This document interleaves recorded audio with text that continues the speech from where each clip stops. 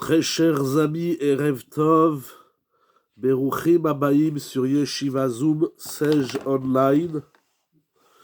J'ai le plaisir d'être avec vous ce soir pour étudier cette paracha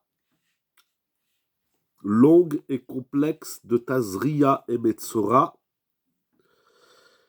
Je voudrais dédier le shiur pour la tzlacha de tout le monde, de tout le Ham Israël, qui est de la simcha chez tout le monde, Be'ezrat Hashem, qu'on n'entende que des bonnes nouvelles chez tout le monde.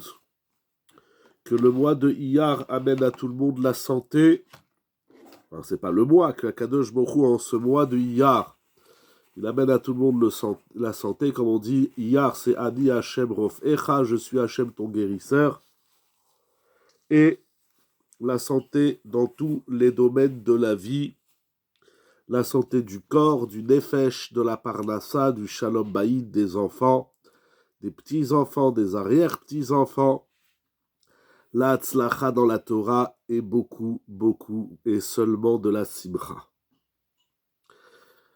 La solution à tous nos problèmes, c'est le thème un peu osé que nous allons traiter ce soir. Pourquoi ? On peut aborder le sujet de plusieurs façons. Tout d'abord, l'homme cherche des solutions à ses problèmes, à ses maux, à ses difficultés, ce qui est normal. Et on est aujourd'hui dans un monde qui s'appelle le monde de la Ségoula. Il a été développé plus précisément dans le Ham Israël à travers différentes cultures, différentes rabbanim, des ségoulottes, c'est-à-dire des remèdes pour tous les domaines de la vie. Celui qui a tel problème de parnassa, il fera tel ségoula. Celui qui a des problèmes de santé, il fera tel ségoula. Celui qui a des problèmes, il n'arrive pas à se marier, voilà la ségoula du couple, etc., etc. Sans rentrer maintenant dans le sujet des ségoulottes, cela veut dire que le Ham Israël, il connaît un malaise, un gros malaise, un mal-être même, j'ai envie de dire. Si on cherche tellement de ségoulottes dans tellement de domaines de la vie, c'est qu'il y a un mal-être. Et ce mal-être, on veut le régler. L'homme qui n'est pas bien dans sa peau, comme on dit, eh bien, il cherche des moyens, bien évidemment, c'est tout à fait normal, de remédier à ces maux, à ces problèmes. Et alors, il y a les grands classiques, la tfila, la tchouva, la tzedaka, on les connaît, on les dit très vite, comme la Gemara dit dans Masechet Rosh Hashanah, ou tchouva, ou tfila, ou tzedaka, ma'avirim roa gzera. La tchouva, la tfila et la tzedaka effacent, en tout cas font passer les mauvais décrets. Il y a l'étude de la Torah qui est au-dessus de tout, ve Talmud Torah keneged kulam. Lorsqu'on étudie la Torah, on a remède à tout. Comme la Gemara dit dans Masechet Iruvin, chash berosho, chash bigrono, etc. Il y a Asok Batorah. Même dans la Gemara, dans le Talmud, dans le Midrash, on trouve différents textes, différents enseignements où les Chachamim nous livrent ce qu'on appelle donc aujourd'hui, dans le jargon populaire, des ségoulottes. Il y a la Gemara, par exemple, dans Masechet Shabbat, Perek Sheni. Il y a les Mishnayot dans Pirkei Avot. Ça ne manque pas les textes, les enseignements profonds des Chachamim, les Teilim, comme vous dites. Voilà la lecture des Teilim, l'étude des Teilim, exactement. Merci de l'avoir rappelé.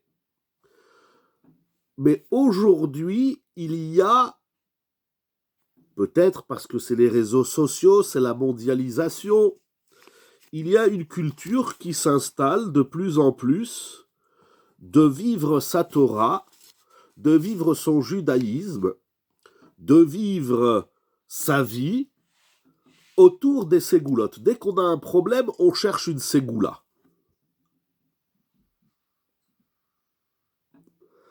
Il y a beaucoup de gens malades, il y a beaucoup de pauvres, il y a beaucoup de gens qui ont des soucis dans plein de domaines. Et puis dès qu'on a un problème, je suis même étonné, bien que ça existe, je tairai le nom, mais je suis d'ailleurs étonné qu'il n'existe pas encore de façon complète, entre guillemets, l'encyclopédie des remèdes, l'encyclopédie des ségoulottes.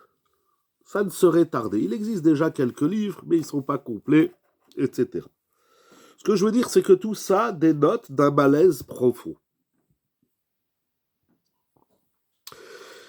Pourquoi parler de ce sujet? Parce que la paracha nous en parle. La paracha de Tazria Metzora nous parle d'une maladie qui s'appelle la tzaraat. Les Français l'ont traduit par la lèpre, mais ce n'a rien à voir avec la lèpre. C'est une maladie qui touche aussi bien les murs de la maison, qui touche les vêtements de l'homme et qui touche le corps humain. La tzaraat. Nous savons, comme il est expliqué dans le Rambam et très longuement dans le Chafetz Chaim, que la faute, la avera, qui entraîne la tzaraat, c'est le lachon hara, la médisance, que malheureusement on prend trop à la légère ou pas assez au sérieux. Et la Torah va consacrer deux longues parachiotes, c'est pas courant dans la Torah, je crois même que c'est la seule fois, où on a, c'est vrai que la Gemara dit que la tzaraat peut se manifester à cause de 7 avérotes, mais essentiellement, le Chafetz Chaim dit que essentiellement, c'est le lachon hara. La Torah, dans les autres fautes, avérotes, elle va dire celui qui a fait tal avéra, il est chayav mita, tal avéra, il est chayav malkout, et tal avéra, il ramènera des korbanot. Mais, deux longues parachiotes que nous allons lire cette semaine ensemble, plus de 200 versets, qui vont nous parler de toutes les formes de la tzaraat, des implications que cette maladie, cette tâche, telle qu'elle est appelée dans la Torah, cette atteinte, le néga, va causer chez la personne, et elle va causer des lois d'impureté, de toum'a. Et lorsqu'on lit les textes de la Torah, on se rend compte, tout ça ce sont des constats que font déjà les Mefarshim, que l'impureté du Metzora, de la personne, homme ou femme, atteinte de Tzaraat,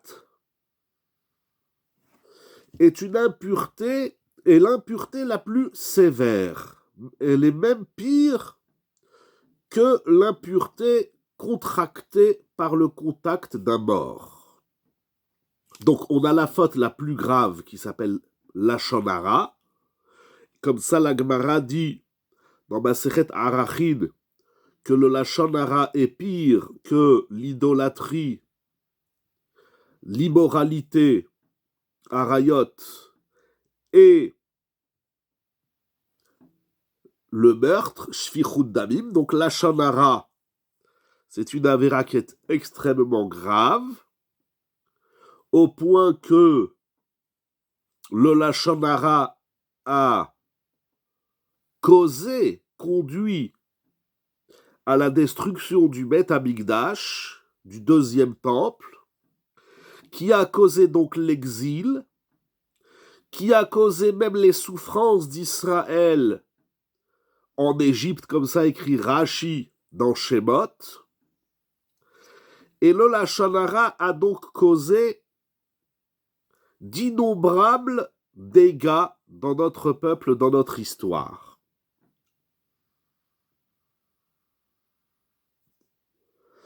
Nous sommes dans la période du Homer.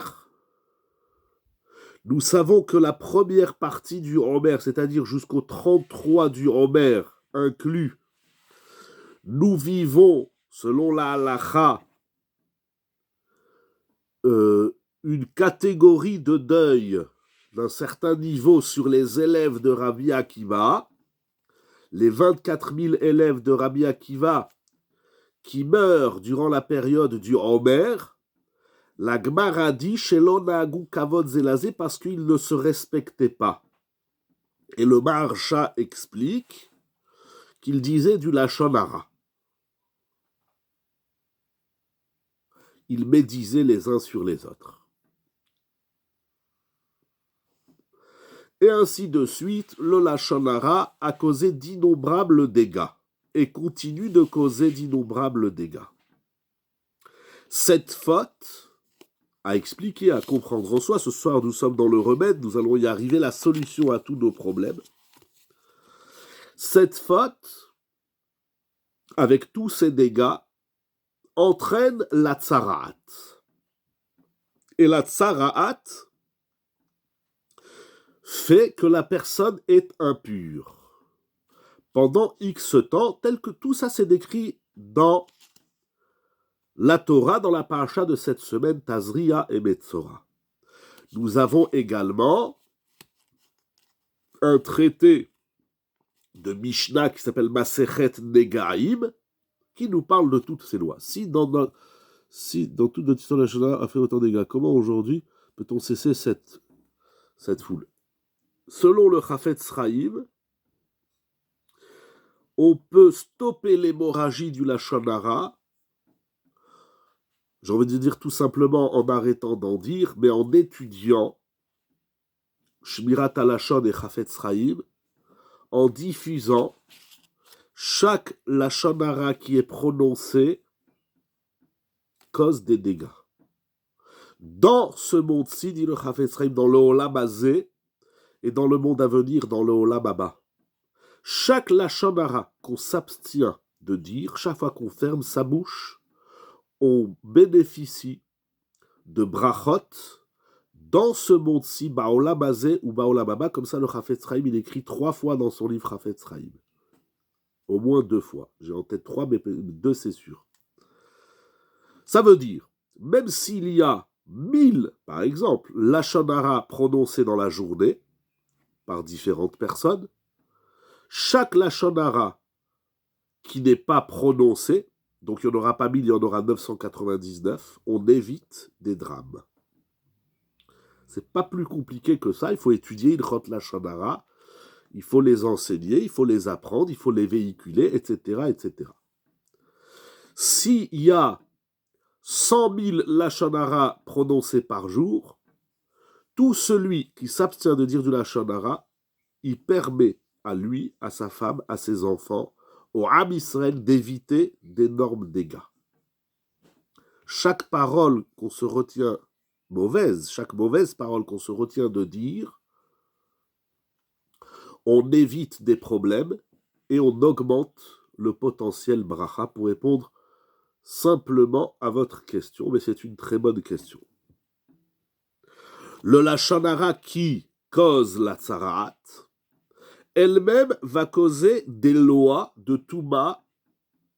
Je disais dans la Mishnah, dans le Rambam, Ilchot Touma Tsaraat, il y a des halachot précises et complexes dans les lois du Lachon Hara.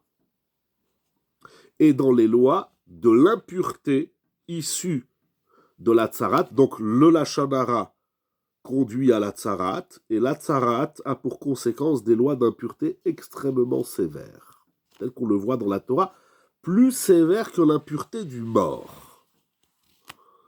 Mais, donc ce que je veux dire dans un premier temps, c'est qu'on est là au cœur, ou au sommet plutôt, on est au sommet du pire. Lachon Hara, Tsaraat, Touma. On est au sommet du pire. C'est la pire faute, c'est la pire maladie Tsaraat, et c'est la pire conséquence de Touma, de loi d'impureté. Et, manifestement, la Torah va également permettre à cette personne atteinte de tsara'at, qui est donc impure, elle va lui permettre de sortir de son impureté. Ça veut dire qu'il n'y a pas de fatalité, il n'y a pas d'état définitif où la personne, elle est complètement impure, complètement foutue, excusez-moi l'expression.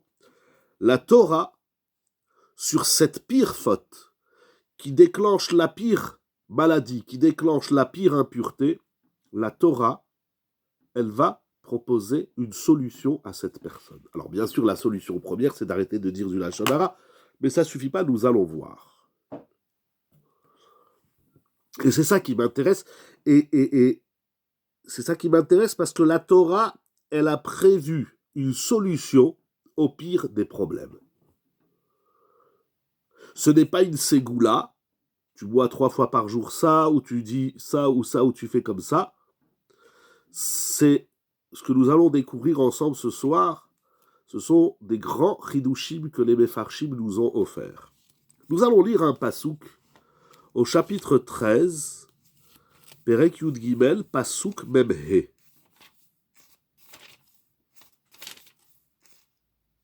Ve'atzarua, la Torah nous dit que la personne atteinte de tsarat, asher bo hanega, qui est donc atteinte de la plaie, donc la personne qui est atteinte de tsarat,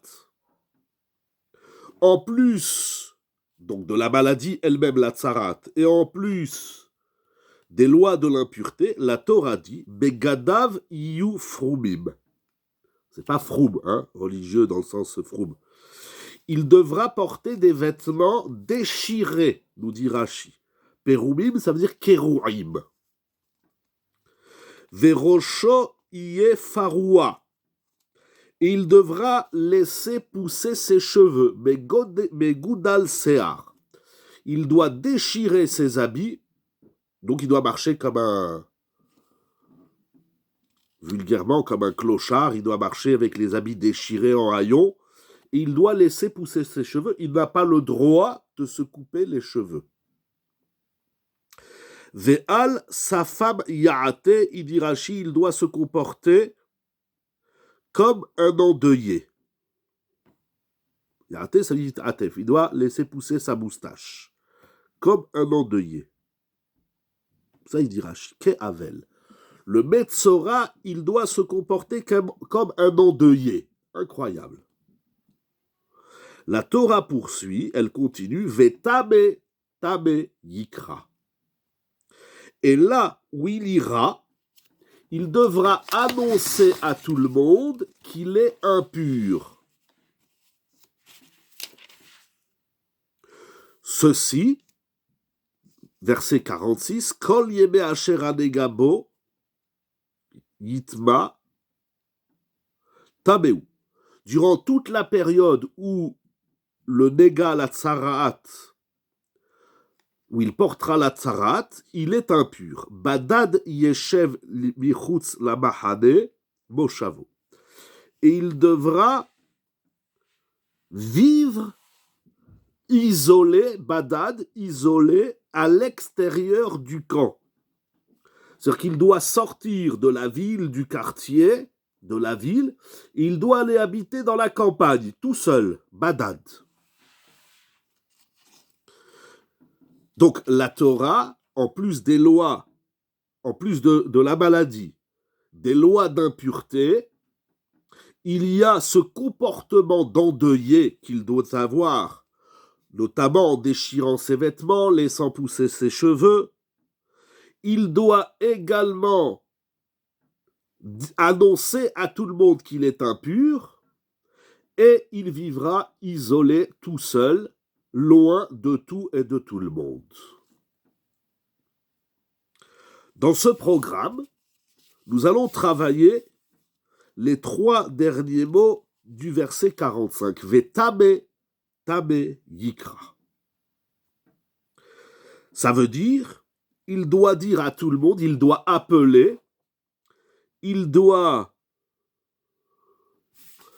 Je crois que c'est Jonathan ben Uziel dit Uchroza Machriz.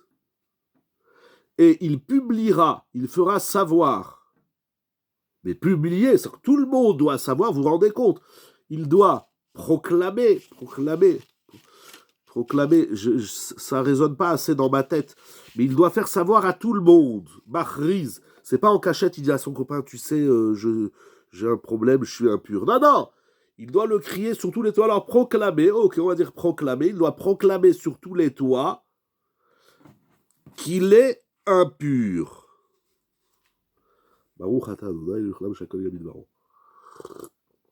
Il doit proclamer ou clamer. On va prendre les deux mots. Donc il doit être machriz. Alors, c'est sûr qu'il faut comprendre et travailler tout ce comportement que la Torah lui impose, de se comporter comme un endeuillé, de s'isoler à l'extérieur de la ville, etc. Nous allons travailler le Tamé Yikra. Pourquoi doit-il proclamer et clamer son impureté? Alors, puisque j'ai dit Jonathan ben Uziel, continuons ce qu'il dit. Donc, Uchroza Machriz, il proclamera et clamera son impureté, Ve'amar. Et qu'est-ce qu'il va dire? Rechuku min Mesa'ava. Éloignez-vous de l'impureté. Donc, il dit haut et fort à tout le monde, éloignez-vous de l'impureté. Je suis un homme impur. On est là au summum de l'impureté et de la faute, et il doit dire à tout le monde, je suis un idiot, je suis un... Bon, il dit pas tout ça, mais il dit, je suis tamé. Éloignez-vous, il faut s'éloigner de l'impureté. On peut dire, dans un premier temps, que cela s'inscrit dans les lois générales, parce qu'on n'est pas en contact avec une personne impure. Ça va causer des problèmes avec les korbanot, la terouma, le bet hamikdash, etc., etc. Il faut comprendre la notion de l'impureté, ce n'est pas le sujet de ce soir, surtout que nous sommes assez loin aujourd'hui de ces concepts. Est-ce une évidence de ce l'année ou y a-t-il besoin de dire, pardon, j'ai pas eu le temps de lire toute la phrase, si vous voulez la renvoyer ou la dire oralement. J'ai pas eu le temps de lire la question, Bechila. Y a-t-il besoin de dire aux gens de s'éloigner? J'ai pas compris la question. Peut-être que les gens ne savent pas. S'il a une tache, je sais pas moi, dans le dos, on voit pas, il marche pas torse nu, ou s'il a une tache dans le cou, personne ne voit, ou sur la jambe, etc. Il faut qu'il fasse savoir.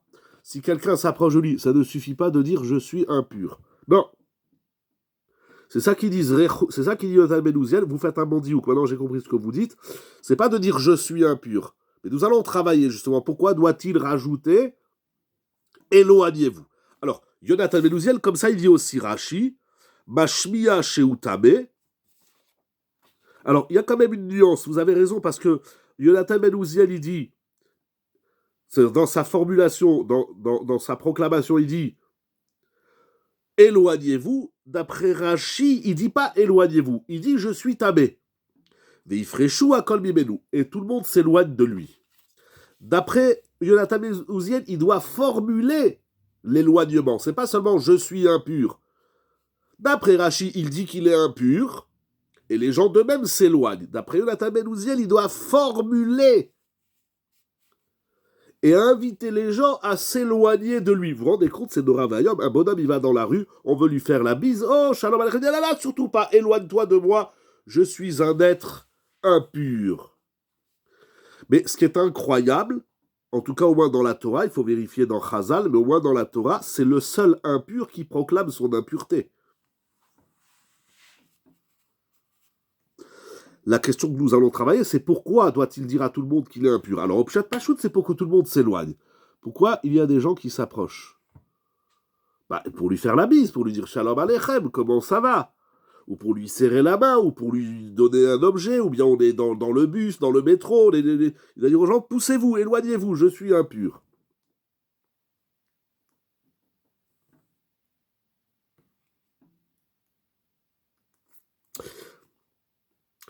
Even Ezra, Rabbi Avraham Eben Ezra, il dit Vetame. Alors je ne sais pas s'il faut lire Peamim ou Paamaim, parce que c'est écrit dans le passage Vetame, Tameikra. Chez Yomarken Tamid, il doit le répéter en permanence. Je suis tamé, éloignez-vous, je suis tamé. Be'ovro Bamesila, chez Sham Yishuv. Donc lorsqu'il parle dans un chemin où il y a des habitations, il doit dire je suis tamé, je suis tamé. D'après Jonathan Ben Uziel, il dit je suis tamé, éloignez-vous, éloignez-vous. Incroyable. On ne supporte pas ça aujourd'hui. Chez Ishmeru Bene Adam Velo Igmubo. Comme ça, les gens sont avertis et ne vont pas se rapprocher de lui. Donc, selon Rashi, selon Jonathan Ben Uziel, c'est humiliant, c'est humiliant.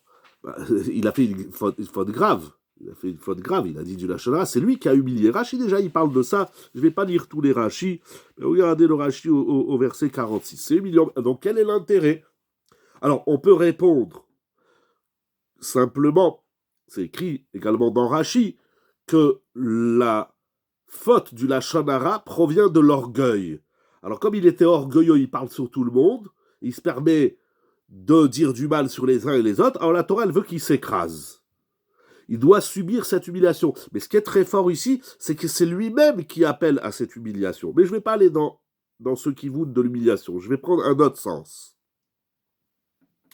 Donc, selon Jonathan Ben Uziel, selon Rashi et Rabbi Avraham Ben Ezra, le sens de cette formulation où il clame son impureté, c'est afin que les gens s'éloignent de lui, pour ne pas être en contact avec l'impureté. C'est énorme. Ce que la Torah, elle demande au Metzora, c'est énorme. Et donc, d'après Rashi, Jonathan Ben Uziel et Rabbi Avraham Ben Ezra, lorsqu'il clame son impureté, il est en train de mettre en avant son problème. Il est en train de dire à tout le monde, je suis un homme dangereux, je dis du lachon hara, il a donc la tsarat, il est donc impur, éloignez-vous. Il faut s'éloigner des gens qui disent du lachon hara. Vous êtes en contact avec une personne qui dit du lachon hara, attention sur ce qu'elle va dire sur vous.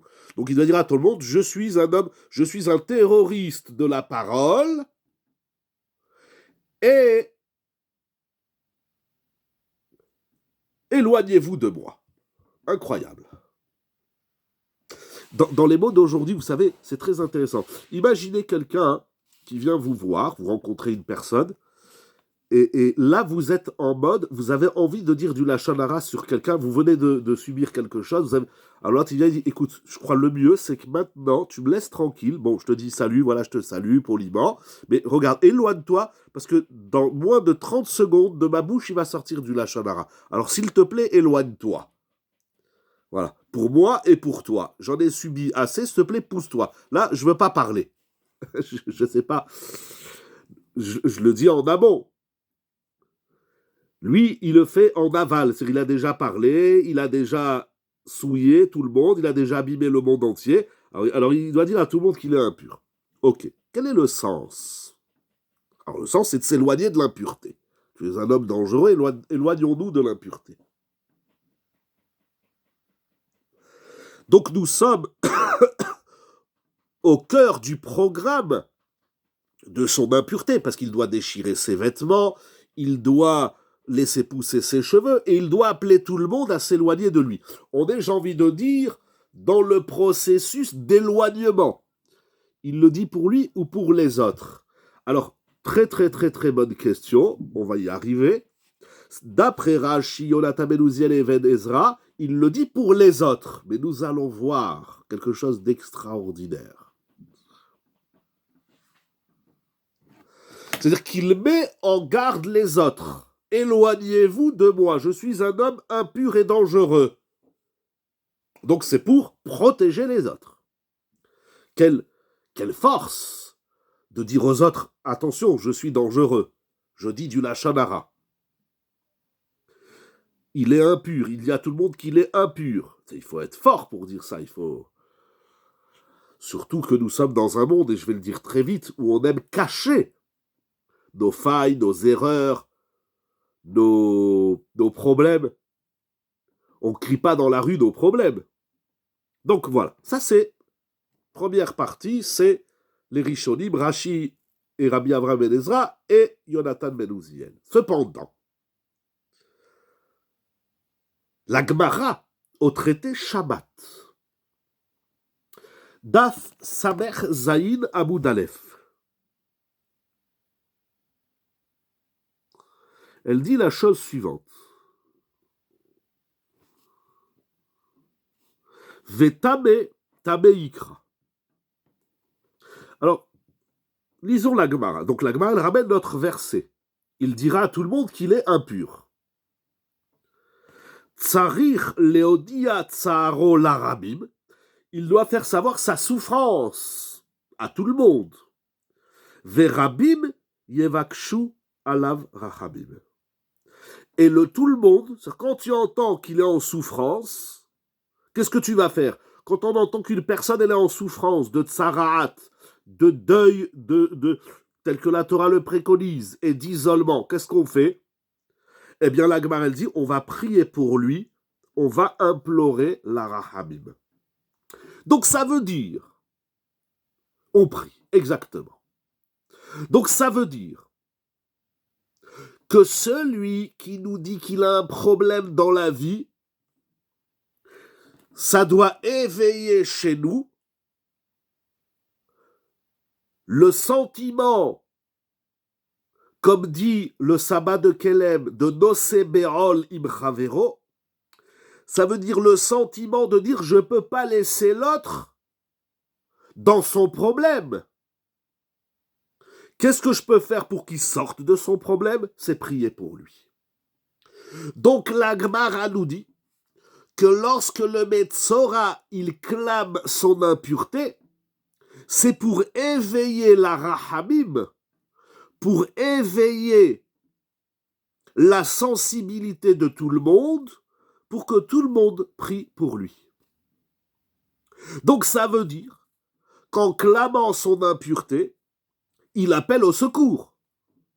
Donc Tabe Ikra, c'est à son intérêt. Je vous dis que j'ai un problème pour que vous m'aidiez.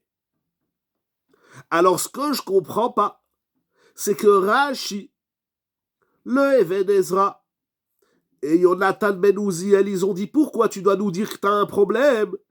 C'est pour qu'on s'éloigne de toi. Et la Gemara, elle dit pourquoi tu dois nous dire que tu as un problème? C'est pour qu'on t'aide à sortir du problème. Donc ça veut dire que le Tabe Ikra, d'après les Rishonim, les Mefarshei Torah, c'est une barrière, c'est pour mettre tout le monde en garde de ton problème. Alors que d'après la Gemara, Tabe Ikra, c'est à ton intérêt. Donc est-ce que lorsqu'il clame son impureté, c'est au bénéfice des autres ou c'est à son propre bénéfice? Je vous entends dire, c'est au bénéfice de tout le monde. Mais comment conjuguer les deux? Et ce qui est très intéressant, c'est que Rashi, dans la Gemara, dit quelque chose d'incroyable. Tame, ou Atzmo Omer, lui-même, l'homme impur, le Metzora. Pourquoi il ne commence pas par lui-même à prier? Très bonne question. On va revenir, je lis juste Rashi. Tame, ou Atzmo Omer, lui-même, le Metzora, lui-même, il dit qu'il est impur. Pourquoi? Il leur dit Racheku me'alai, éloignez-vous de moi.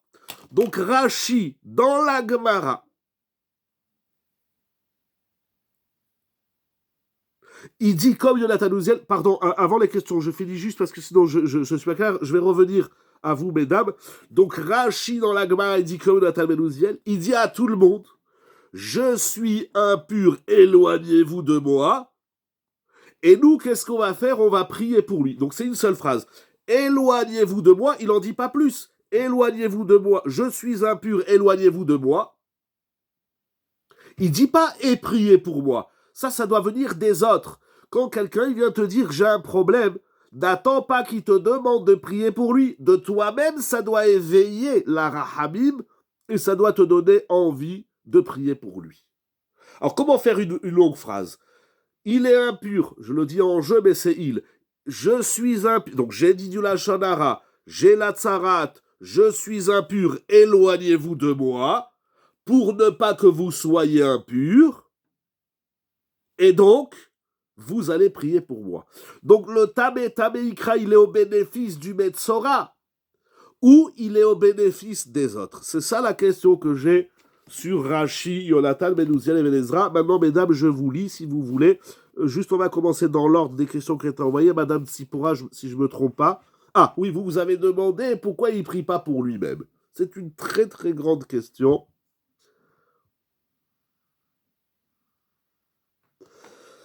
Très, très grande question. C'est ramené dans les Sfarim, dans Rav Tzadok, dans beaucoup de Sfarim, ils soulèvent cette question. C'est que le Metzora, et c'est écrit dans le Chafetz Chaim, le Metzora, même le bon Dieu. Ah, c'est un Shiur Zoom il y a 2 ans, vous croyez. Ok, alors il faut le retrouver si vous avez le lien, comme ça je le regarderai à l'occasion. C'est parce que le Metzora, même le bon Dieu, il ne veut pas l'écouter. Il a une mauvaise haleine, voilà. Il a une mauvaise... Même à Kadosh Baruch Hu, il ne veut pas écouter la tfila du Metzora. Je crois, si je ne me trompe pas, c'est l'origine de cette idée, c'est ramené dans le Zohar. Bon, je ne me rappelle pas, là, j'ai pas le shiur d'il y a 2 ans en tête. Pardon, bonsoir Meyer, bonsoir à tout le monde. Regardez, on va aller dans l'ordre des personnes qui ont intervenu. Une seconde. Je reviens à vous, Meyer. Donc, d'abord, ça c'est pour répondre à Madame Tsipora. Il ne peut pas prier parce que même le bon Dieu ne veut pas écouter cette fille-là. Il s'est éloigné même du bon Dieu. Vous vous rendez compte? Il y a des gens à Kadosh Baruch Hu, ils ne veulent pas écouter leur fille-là. Ensuite, il y avait une question de Madame Bokhara. C'est peut-être un éloignement pour qu'on puisse comprendre que le secours vient en fait d'Hachem et donc par la tefila.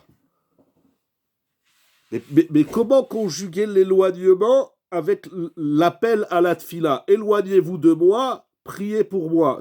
Je vois même pas le rapport. C'est 2 choses différentes. Alors si Rashi dans la Gemara, il n'avait rien dit, bon, alors on aurait dit il y a le pshat du pasouk et il y a le midrash Chachami. Mais Rashi dans la Gemara, lui-même, il dit lorsque le tamé, il clame sa toum'a, alors on va prier pour lui. C'est incroyable. S'éloigner d'une personne et prier pour elle. C'est pas contradictoire, c'est juste que j'essaye de faire une phrase cohérente. On passe à la question de Monsieur Meyer, si vous voulez la renvoyer ou prendre le micro, comme vous voulez. Je ne comprends pas une chose. En éloignant les autres, il fait du bien aux autres et à lui-même. Alors, pardon, c'est un peu long. Regardez, enlevez l'introduction, je ne comprends pas très bien. Si vous voulez renvoyer qu'un petit bout de la question, parce que je n'ai pas le temps de lire, ça figure sur mon écran 3 secondes. Je travaille avec des téléphones. Oui, oui, allez-y. J'arrive pas à comprendre. Il n'y a pas de contradiction. C'est-à-dire que quand il dit aux autres de s'éloigner, en fait, il les protège, donc ils vont prier pour lui. Et par rapport à lui-même, c'est comme l'Ifnei Iver, le Titan Mirchol, c'est-à-dire il s'empêche de dire du Lachon Hara. Donc en fait, d'une certaine manière, il fait du bien aux autres et il se fait du bien à lui-même par ce comportement-là. Oui, alors je vous ai un peu devancé. J'ai dit, vous allez dire, c'est les deux. Ça veut dire, d'abord, éloignez-vous de moi, je suis dangereux, je dis du Lachon Hara, etc. Je reviens à vous tout de suite, Madame Bokhara. Éloignez-vous de moi, je suis impur. Mais ça doit susciter, parce que ça, il ne le demande pas, il ne dit pas aux autres, priez pour moi.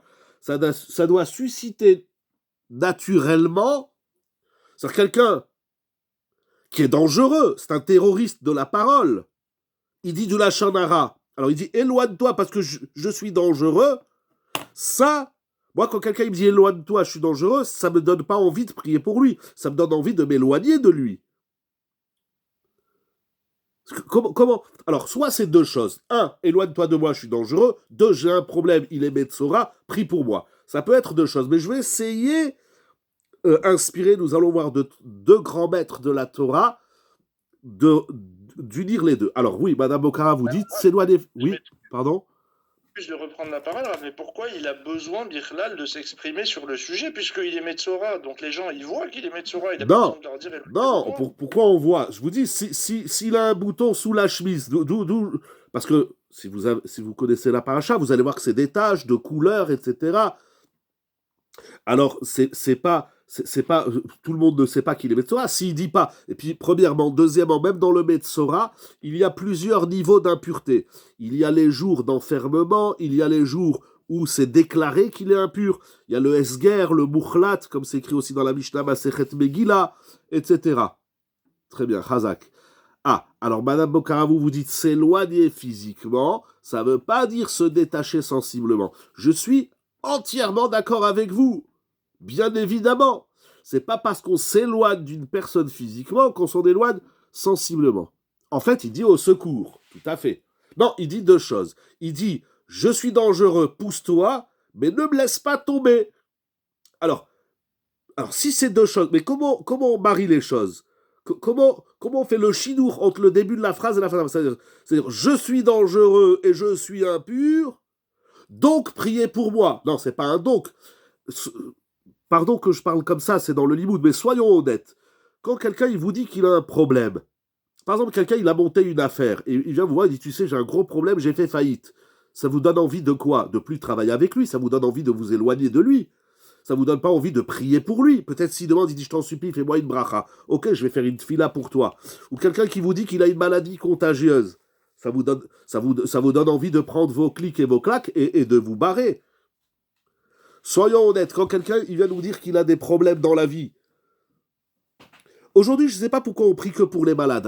Aujourd'hui, quelqu'un qui a le Covid, il dit éloignez-vous. Voilà. Et quand il dit éloignez-vous, ça veut dire quoi? Ça ne veut pas dire priez pour moi. Ça veut dire attention, c'est contagieux. Mais ça ne suscite pas. Bien évidemment, je ne suis une référence en rien du tout. Mais je me rends compte que je suis loin de ce texte de la Gemara. Puisque quelqu'un qui vient dire j'ai un problème. Aujourd'hui, on prie pour les malades. C'est important, bien évidemment. Mais quelqu'un qui vient vous dire j'ai un problème de Parnassa, j'ai un problème de Shalom Bayit, j'ai un problème de ci et de ça, oui, on lui dit bon, t'inquiète pas, tout ira bien. C'est pas une fila, ça. Attends, c'est un problème. Attends, je prends mon Teilim et je vais faire 5 Teilim pour toi maintenant, là et tout de suite. Dès qu'on entend que quelqu'un est malade, il doit se faire opérer, tout de suite on prie, on dit Shira Malote Saïda et Harib. Mais c'est pas que ça, les problèmes de la vie, c'est pas que la santé, il faut prier surtout. Bon, je ferme la parenthèse. Donc, comment relier les deux? Alors, nous allons voir ici deux grands maîtres de la Torah qui disent la chose suivante. On va commencer par le Beth Yaakov. Vous savez qui c'est? Ah, non, on essaye... Ah, ou on essaye... Ou pas, pourquoi on essaye de l'aider, c'est vrai... Et c'est pas vrai. Pourquoi? Parce que s'il vient, il vous dit j'ai perdu 10 euros. Tu dis bon tiens, je te prête 10 euros, va t'acheter. Il dit voilà, je devais aller m'acheter une baguette et un sandwich et j'ai perdu mon billet. Oh, tiens, je pourrais dire. Mais quelqu'un qui vient vous voir, il dit tu sais, dans mon affaire, j'ai perdu 100 000 euros, je suis à 2 doigts de fermer mon affaire. Comment je vais l'aider? Comment je vais aider? C'est pas. Ou quelqu'un, lo alelu, il vient dans la santé et il dit lo alelu, que le médecin il a découvert qu'il a un grave problème de santé dans le cœur, ou Adeladabaou. Alors, Chazve Shalom, lo alelu, qu'Hachem il protège tout le Ham Israël. Et alors, comment je vais l'aider? Quoi? Que je vais l'aider? Moi, je ne suis pas chirurgien, je ne suis pas médecin, que je vais l'aider. Oui, bon, je vais l'écouter. C'est très important. Je vais l'écouter, je vais lui offrir un café, on va discuter, mais que je vais l'aider dans son problème. Il y a des problèmes où on ne peut pas aider les gens. La seule chose qu'on peut faire, et c'est la meilleure, c'est prier pour lui. Tu as un problème. Shira Balot, et Saïda, et Kakadosh Boukhou, il te donne la santé, la parnassa, le ci, le ça, etc. Alors, nous allons voir, je disais donc le Beth Yaakov. Le Beth Yaakov, il était un grand maître de la Torah. Il était Rabbi Yaakov Leiner. Il est le fils de Rabbi Mordechai Yosef, qu'on appelle le Mehashiluach de Isbetza. Donc le Beth Yaakov de Isbetza, il dit la chose suivante. Il ramène la Gemara, il ne pose pas la question telle que nous l'avons dite, mais il ramène la Gemara, Tsarich Leodia Tsaro les Rabbi, Berabbi Bevakshim Alav Rachamim. Oh.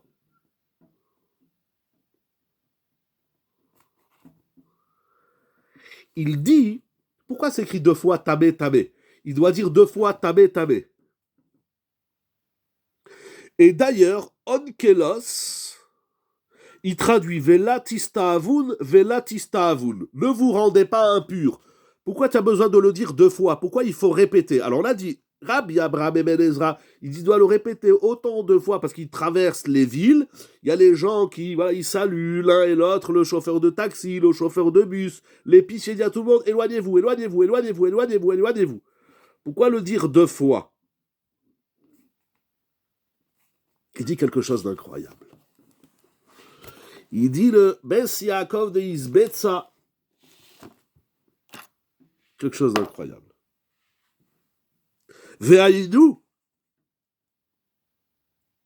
Baï ve'tabe, tabe. Ve'aïdou. Sheyazir le'acherim. Sheyishmeru et atzmam milalechet bederech hazeh. C'est pas qu'il dit aux autres, je suis impur, ne vous rendez pas impur seulement dans les lois de l'impureté. Il dit aux autres, ne faites pas les idiots comme moi j'ai fait l'idiot dans ma vie. Incroyable. Pardon, je cherche quelque chose. Il dit, lorsqu'il clame son impureté, c'est pour mettre en garde les autres, pas seulement de son impureté physique, halachique, mais c'est pour dire aux autres, ne faites pas les mêmes erreurs que moi dans la vie.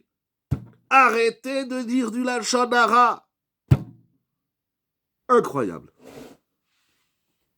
Sheyazir le'acherim, sheyishmeru et atzmam milalechet bederech hazeh.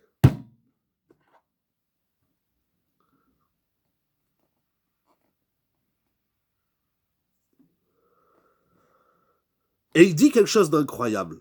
On voit les midot, l'akdusha de ce grand maître de la Torah. Il dit, si un homme, chasve shalom, im chasve shalom, yikre lemi sheyavo alav hara'a.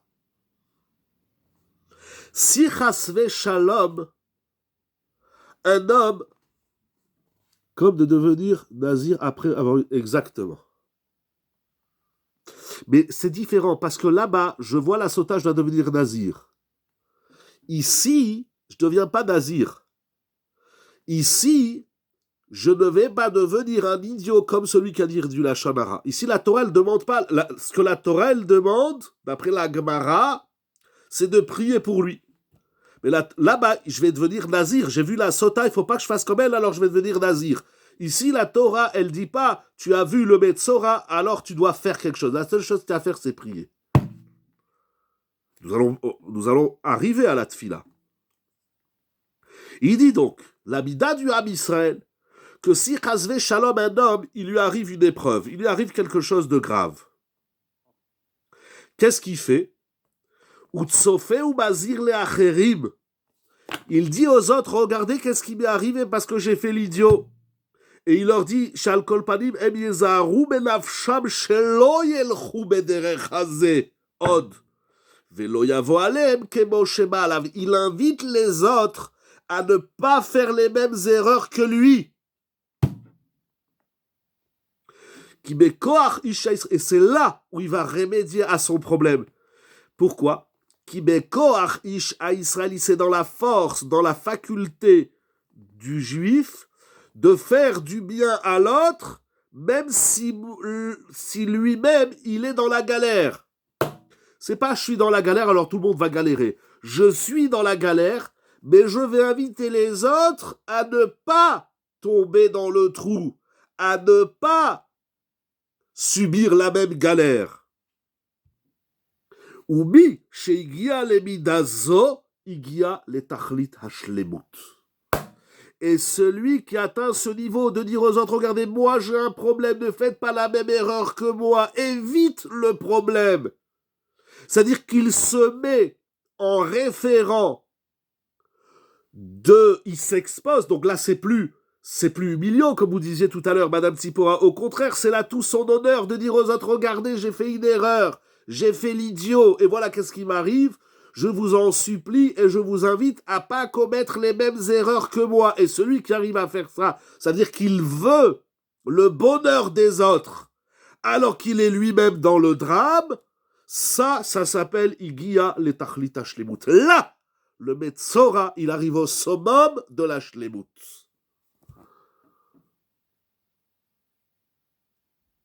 Avant de continuer, vous dites, pardon Madame Okar, j'ai pas eu le temps de lire votre question. Il fait de son erreur un vaccin pour les autres. Il fait de son erreur un vaccin pour les autres. Il fait de son erreur le vaccin pour les autres qui va devenir la solution à son problème. Il sublime son problème, son erreur. Chez Zetikuno, il y a un monde entre la gravité de la Shonara et la facilité. Pardon, vraiment désolé, Mechila, soit vous prenez le micro, soit vous me renvoyez la question. J'ai pas eu le temps de lire. Il y a un monde entre la... J'ai écrit qu'il y a un monde entre la gravité du Lachon Hara et la facilité d'en dire. Il y a un monde... Oui, tout à fait, exactement. La gravité du Lachon Hara et la facilité... Vous avez raison. C'est tellement facile d'en dire, mais c'est tellement grave. Effectivement. Vous pouvez donner un exemple? N'est-ce pas le comble? Le fauteur devient conseilleur. Chazak. Je lis à voix haute, comme ça ceux qui reverront la vidéo, ils auront toutes vos remarques et vos très belles idées. On va essayer de donner un exemple. Il dit, le Bet Yaakov, chez Zetikuno. Et là, il corrige son erreur. Si tu fais de ton erreur le vaccin pour les autres, alors tu guéris de tes problèmes. Chez Afkinid Melo, chez Avad Sivro Chazve Shalom, même si lui peut avoir l'impression qu'il est foutu, ça y est, il est KO, Rabotaille, il marche comme un endeuillé, les vêtements déchirés, les cheveux, la barbe et la moustache qui poussent, il est isolé, ça y est, on veut plus de toi. Donc il pense, ça y est, il va tomber dans ce qu'on appelle le Youch, puisque c'est la Deaga, la Zoulat par excellence, c'est ça son tikkun. Exactement. Mikol Makom, Yarpotz Betova Travero, il doit, même si toi t'es arrivé au plus bas des niveaux, ne pourris pas la vie aux autres, mais au contraire, invite les autres à devenir meilleurs. Yarpotz Betova Travero, il doit désirer le bonheur des autres, Shelo Yipol Bepach Yakush Kamou, en invitant les autres à ne pas tomber dans le trou comme lui il est tombé dans le trou, ou mise yagialo tikkun. Et c'est de là que va venir la solution à tous ces problèmes. Ce qui est écrit ici dans le Bet Yaakov, c'est tout simplement Nora ve'ayom. Dans le même ordre d'idées. Hein, c'est incroyable. Alors quoi, vous voulez un exemple? J'ai pas très bien compris. Pourquoi vous voulez un exemple? C'est pas clair. J'ai pas d'exemple là tout de suite. Je réfléchis. Un exemple.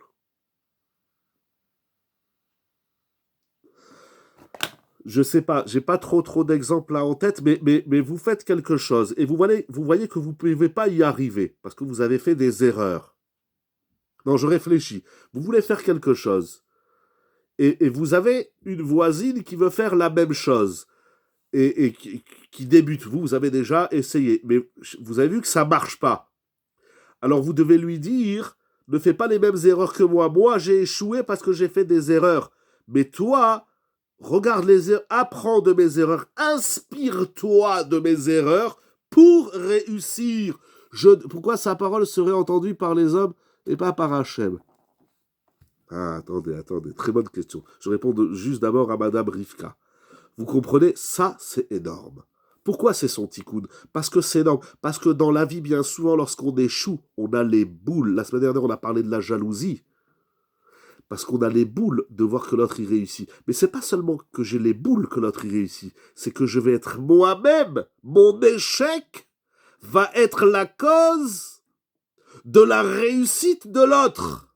Qui c'est qui arrive à faire ça? Quel madréga! Je dis à l'autre, regarde, moi, je me suis cassé la figure, j'ai échoué. Ne fais pas la même erreur que moi si tu veux réussir dans la vie. Ça, c'est énorme. Je dis à l'autre, regarde, tu as vu les erreurs? Éloigne-toi de mes erreurs. Comme ça, tu réussiras. Celui qui arrive à donner à l'autre le moyen de réussir là où il a lui-même échoué, ça, c'est une madrega eliona. C'est un niveau immense. Et là, le Metzora, il a corrigé toutes ses erreurs du Lachon Hara, etc. C'est pas Nora Ve'ayom, Mora Verabota, qu'est-ce qu'il dit le Metz Yaakov? Et j'ai dit qu'une moitié, parce qu'il a un long texte qui est très intéressant. C'est incroyable ce qui est écrit ici. Nous, on dit à l'autre que moi, j'ai échoué, moi, je me suis cassé la figure. Eh bien, l'autre, il n'a qu'à faire. Merci beaucoup, magnifique, comme il dit M. Meyer. Eh ben, on dit à l'autre, il n'a qu'à faire son expérience. Non, non, ne fais pas la même erreur que moi, tu vas réussir. Regarde, nous, souvent, on dit aux enfants, par exemple, on dit, regarde, dans la vie, j'ai réussi. Non, il faut dire aux enfants, tu sais, j'ai échoué. Eh bien, apprends des erreurs de tes parents pour réussir. C'est incroyable, c'est incroyable. Mais ça, le Beth Yaakov, il dit que c'est comme ça qu'il appelle les autres. Éloignez-vous de moi. Le Ibré Emet, nous allons lire quelques phrases dans le Ibré Emet, le rabbi de Gour, le fils du Sfat Emet. Je vous montre les livres parce que c'est important de voir les livres. Je ne sais pas si vous voyez à l'endroit ou à l'envers. Chez moi, ça renvoie à l'envers. Le Ibré Emet, il dit qu'en vérité, il y a aussi un long texte. Alors là, ça rejoint un peu l'idée de la sota que vous avez dit. Parce que le Ibré Emet, il dit comme ça. Le Ibré Emet, il dit d'abord, on a trouvé une Gemara. Dans Masechet Baba Batra Kuftet Zayin Amud Aleph. La Gemara dit Kol mi sheyesh lo chole betoch beto yelech etzel chacham veyivakesh alav rachamim. Si chas v'shalom, il y a un malade, une personne malade dans la famille, qu'est-ce qu'on fait? La Gemara dit tu vas voir un chacham. Et il va faire quoi le chacham? Eh bien le chacham, il va prier pour le malade. Et comme ça, il va guérir. Comment ça marche? Parce que le chacham, il prie, alors l'autre, il est guéri.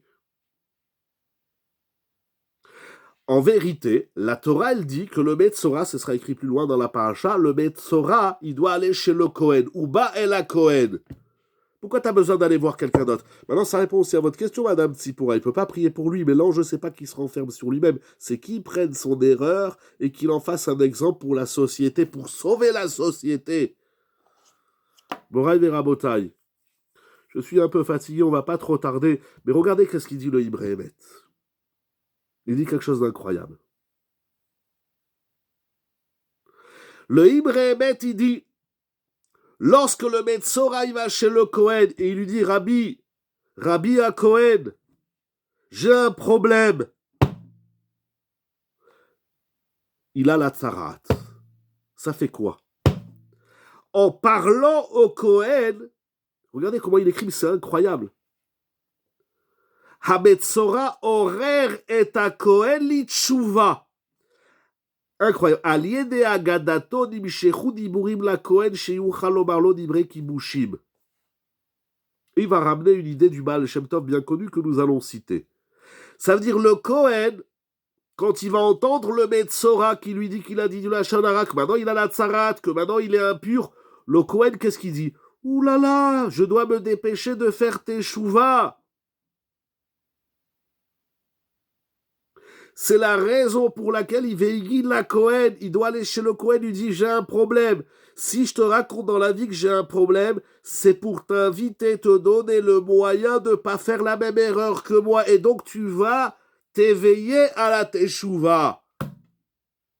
Et si j'arrive à éveiller l'autre, si je fais de ma avera, si je fais de ma faute, le moyen d'éveiller l'autre à la teshuva, pourquoi le Kohen? C'est une bonne question. Il y a le Meshech Chochma qui dit qu'on ne sait pas, on ne comprend rien.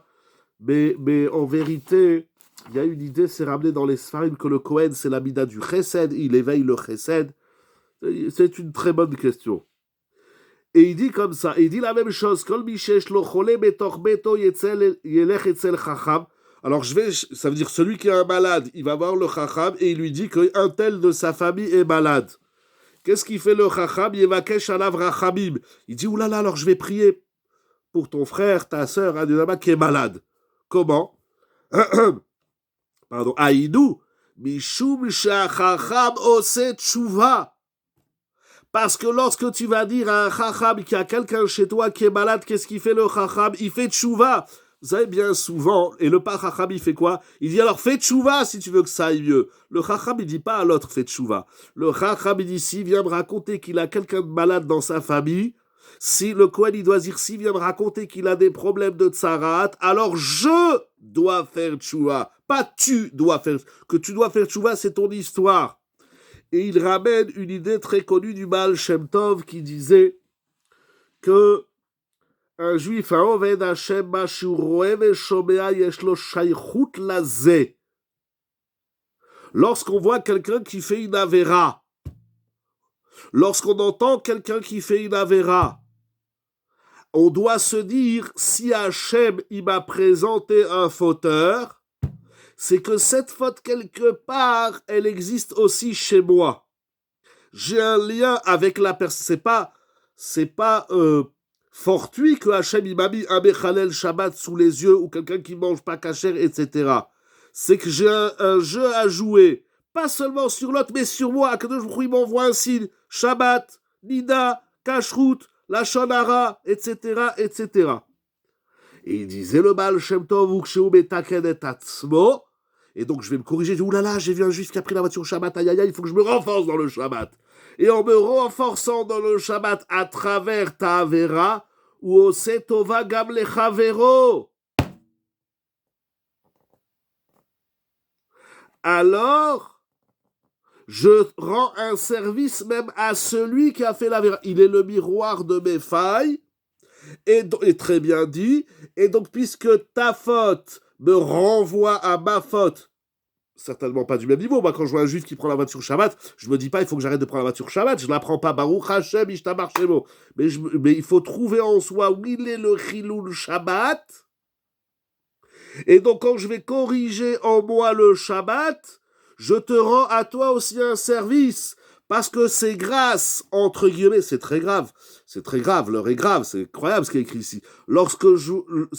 Si par ta faute, je fais tchouva, alors je t'amène à toi du mérite.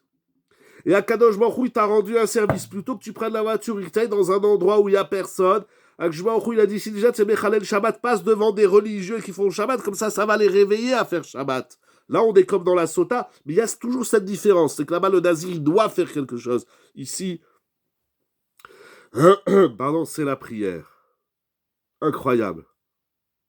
Ça veut dire que lorsque tu vas chez un Chacham pour lui raconter tes problèmes, le Chacham, il prend ton problème pour lui.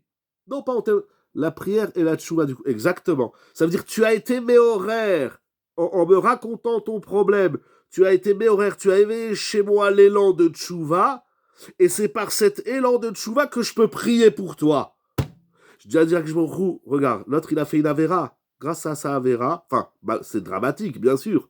Mais oulala, sur moi, je dois me renforcer. Quand je vois un juif qui est faible, qui est dans l'échec, je dois me renforcer de ne pas échouer. Et donc, il y a effet retour. Le Beth Yaakov, il dit, quand tu vois l'autre qui fait une avéra, il t'invite. C'est quand l'autre, il te dit, j'ai un problème, il est en train de t'inviter. Il prend son échec, et il est en train de t'inviter à réussir là où lui, il a échoué. Le Hébreu, je sais pas, c'est très dac, mais le Hébreu, j'ai l'impression qu'il va un peu plus loin. Le Hébreu, il dit, et puisque je réussis, alors par effet miroir et boomerang et retour à l'envoyeur, toi aussi, tu vas bénéficier de ma réussite. Ton tikkun, c'est que tu prends ton erreur et tu en fais un exemple pour les autres. Donc grâce à ta pourriture, les autres vont être meilleurs. Mais mets la grâce à ce que toi-même tu as été mis horaire, mais tchouva, tu es devenu meilleur, eh bien ça va s'épancher sur toi et toi aussi tu vas bénéficier de ça. Tu vas gagner que par ta faute, par ton erreur, les autres ne commettent pas d'erreur. C'est ça tout ton mérite, c'est ça tout ton tikkun. Ce qui est écrit ici, Morav et Rabotai, un grand yesod. Ça, c'est la solution à tous nos problèmes. T'as un problème dans la vie, tu vas le raconter à quelqu'un. Et il va faire quoi l'autre ?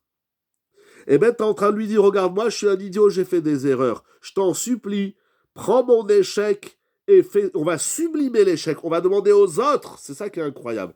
On va dire à l'autre, sublime mon échec. Là où j'ai échoué, toi, tu dois réussir. Si moi, j'arrive à faire ça, alors j'ai gagné. Ça, c'est la solution à tous les problèmes. Il faut inviter les autres. Notre période de ségoulotte nous renvoie quelle faille chez nous. Ah. C'est une très grande question, mais j'ai pas envie de finir avec de la défonce. Mais la première faille, c'est que les gens, ils cherchent pas la vérité. C'est le cercle vertueux inversé de la Shonara, en fait. Exactement. Exactement, c'est un cercle vertueux. La première erreur, c'est que les gens, ils veulent pas étudier la Torah. Les gens, ils veulent pas faire la Torah. Parce que quand on fait la Torah bien comme il faut, et qu'on avance, et qu'on n'est pas une Torah statique, une Torah qui bouge pas, quand on évolue, quand on cherche, quand on étudie, quand on fait du chesed, c'est écrit. C'est pas le message. Mais moi, je n'ai pas compris la question. Ah, alors, Madame Tsipora, si vous voulez reposer la question, je ne sais pas si vous voulez prendre le micro, comme ça tout le monde comprend la question, ou si vous voulez la réécrire. On va finir sur la question de Madame Tsipora. Allô, allô, vous êtes là? Oui, Rav. J'ai dit que la période des ségoulottes, en fait, nous renvoie quelle faille chez nous. Oui, Et donc vous avez répondu que vous ne voulez pas rentrer dans ce débat. Non, je veux pas finir avec quelque chose, avec un message de défense, mais je dirais que c'est la période des ségoulottes que nous vivons, c'est que les gens, ils veulent pas corriger leurs erreurs. Les gens, ils veulent rester comme ils sont et ils veulent prendre un remède magique. Ça frôle même l'idolâtrie et la sorcellerie. Ils veulent des remèdes magiques pour que ça aille mieux dans leur vie. Mais c'est pas avec la magie qu'on règle les problèmes.